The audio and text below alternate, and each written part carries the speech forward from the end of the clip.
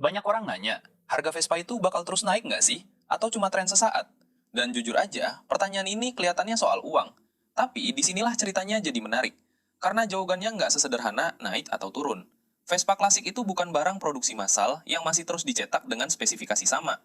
Unitnya terbatas, usianya nambah, dan setiap tahun jumlah Vespa yang benar-benar sehat justru makin sedikit. Nah, hukum sederhana berlaku. Barang terbatas, peminat stabil bahkan bertambah, harga pelan-pelan naik. Fakta menariknya, kenaikan harga Vespa jarang meledak cepat, tapi konsisten.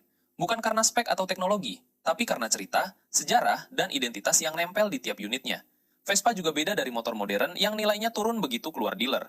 Vespa klasik justru sering matang seiring waktu, apalagi yang original, terawat, dan punya kisah. Tapi bukan berarti semua Vespa pasti naik. Vespa yang asal rakit, nggak jelas riwayatnya, atau cuma ikut tren, bisa juga stagnan bahkan turun. Jadi sebenarnya yang naik itu bukan sekedar motornya, tapi nilai di baliknya. Dampaknya terasa hari ini. Banyak orang beli Vespa bukan cuma buat dipakai, tapi buat dirawat, dijaga, bahkan diwariskan.